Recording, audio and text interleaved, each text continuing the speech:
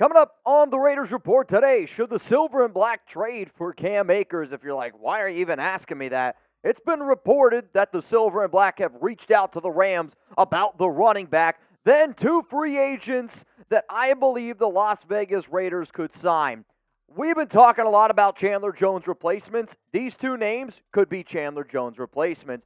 With the silver and black, man, there is never a dull moment, whether it's a regular season game, whether it's the offseason, or whatever the drama might bring. My job here is to keep you up to date, so to make sure you never miss any Raiders news, never make sure you miss any Raiders trade rumors, whatever it is. If it's going down, we got you covered here. Hit that subscribe button, turn on those notifications, help us get to 145,000 subs. So for some of you that are clicking on this video right now, you probably are like, oh my God, this is clickbait. There's no way that the Raiders would trade for Cam Akers. Hate to break it to you. It was reported by NFL Insider Jordan Schultz that the Raiders have called the Rams about a potential trade. The other three teams that are linked right now to Akers were the Cleveland Browns, who just lost their star running back Nick Chubb, the Baltimore Ravens, who lost J.K. Dobbins, and the Tampa Bay Buccaneers, who have arguably the worst running back room in the National Football League. The other thing that I get when Schultz reports this, and I hear everyone, as soon as I heard it, I was like, oh man, but there has to be a reason. If you're the Raiders, and I'll get into why I think this could actually go down, but Cam Akers was inactive this past week. He went on social media and said, hey man, I'm just as confused as all of y'all of why I'm not playing in this game. So maybe it's because if Cam Akers is released, that's a running back that a lot of NFL teams could use, including the Raiders. So maybe that's the reason why they reached out to the Rams. Over the past 4 seasons, this year in one game, does have a touchdown, but the 1.3 average, which is even worse than Jacobs' 1.6. But last season on the Rams had 188 carries, 786 yards, 7 touchdowns. You go back and look at his 2021 season, it was injury, I believe it was an ACL tear, which was really unfortunate for the running back out of Florida State. So here's your opportunity here. I want you to be the general manager, be Dave Ziegler. You're about to get hit with a YouTube bad break, so I want you to scroll on down and let me know, should the Raiders trade for Cam Akers, yes or no? My answer coming up here in just a second.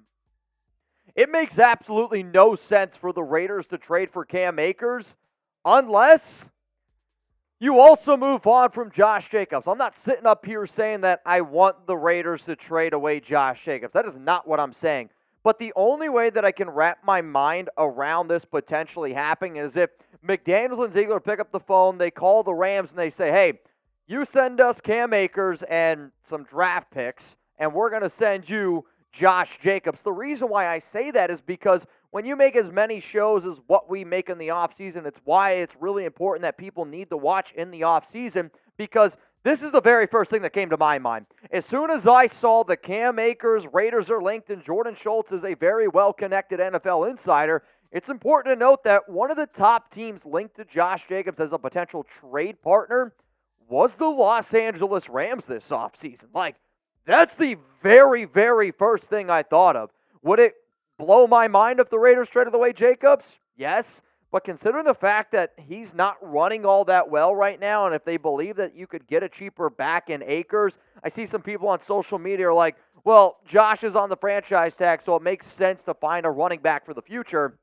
Akers is going to be a free agent next offseason as well, and I don't really forecast the Raiders to bring him back. This would be a move that you're simply doing to cut some money, shed some room, and potentially going out and making a big splash. I joked on social media saying, unless Cam Akers starts playing defensive tackle or unless Aaron Donald is involved in it, I don't understand why the Raiders would trade for Cam Akers unless they also planned on moving on from Josh Jacobs. Coming up here next on the Raiders Report, I got 2 free agents that the Raiders could sign. It was reported by a Raiders insider that there's 2 names that I think people should keep in mind, and I do think that they make sense. And when you see all the drama going on right now with Chandler Jones, it could be 2 potential Chandler Jones replacements.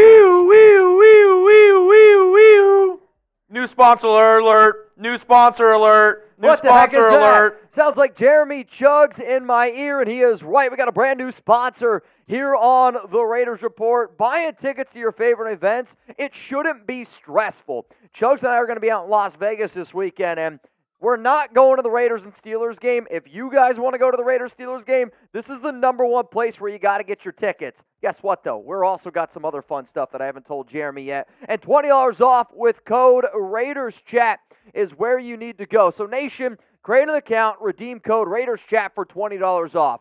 Download the Game Time app today. Last-minute tickets, lowest price guaranteed. Forget planning months in advance. Game Time has deals on tickets right up to the day of the event. Get exclusive flash deals on tickets for football, baseball, basketball, concerts, comedy, theater, and a whole lot more. To me personally, if you do plan on going out to Las Vegas, with the amount of stuff that there is to do in Vegas, I'm not somebody where I don't want to book stuff months in advance, weeks in advance. I want to get to Vegas, see how I'm feeling, and then I can start booking stuff. It is the perfect app for people that are going out to Las Vegas. And I'm telling you right now, if you're going to the Raiders game, or even if you're like, you know what, I just want to go out and tailgate, I want to go party with Mitch and Chugs this weekend, you don't know if you're going to go to the game, go to Vegas, party it up a little bit, and then the day before kickoff, maybe a few hours before kickoff, go on the Game Time app. You're going to find tickets a lot cheaper than I guarantee what you expect. So terms apply again. Create an account and redeem code RaidersChat for $20 off. Download the Game Time app today. Last-minute tickets, lowest price guaranteed. All right, let's now talk about the two free agents that the Raiders could sign. My guy Tristan Kuhn on Twitter, formerly known as Raider Scout on Instagram, threw out two names that I did think was very interesting, and we're going to talk about them in just a second because, to me, the Raiders got to figure out a way to replace Chandler Jones. I have heard statements of, if you're a general manager, you can't just cut Chandler because it's not healthy for him, and your job is to make sure that you take care of your players. All I'm saying is this. I believe that you have enough evidence to cut Chandler Jones due to conduct detrimental to the team. Sorry, I'm not going to have a soft spot when you throwing out allegations of child molestation. That's where I'm just kind of like, you know what? I'm going to pump the brakes on that a little bit. But we do need to be able to face the facts here. And if I'm the Raiders, you need to put Chandler Jones on season-ending IR, ending his season, because he's taking up a roster spot right now. So now you have an extra roster spot, hopefully, where you can go out and add some talent, because this Raiders team needs extra talent, especially at getting after the quarterback. And it was rumored and reported that Jones could potentially play some outside linebacker, so I'm not really surprised that the Raiders are looking at Quincy Roche.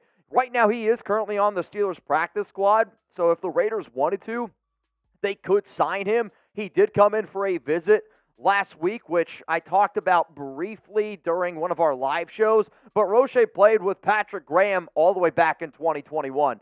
As soon as you hear something like this on this show, on another Raiders show, if players have previous relationships with this current regime, light bulbs need to start going off in your head like, all right, like there's a legit possibility of this. In 2021, he played in 14 games, started in 3. I talked to Marshall Green, host of our Giants show, and I said, what do you think about Quincy? He's like, honestly, man, I was kind of upset that he's still not a member of this team. He did struggle in 2022. It was a little bit to do with an injury, but he didn't have Patrick Graham. When he did have Patrick Graham in 2021, 38 tackles, 5 tackles for loss, 2.5 sacks, forced fumble. But Marsh also told me that the stat sheet kind of lies to you a little bit. He was able to get after the quarterback a lot better than what it showed. 373 snaps in 2021 with Patrick Graham as his DC. An overall PFF grade of 59.6. A run defense grade of 68.4. A pass rush grade of 59.8. Bottom line is you have a player that has played in Patrick Graham's system before. The Raiders need to figure out a way to get after the quarterback. I don't know what their plan is this upcoming week against Pittsburgh. The other reason why I think that this is the smart move to do, you see that logo?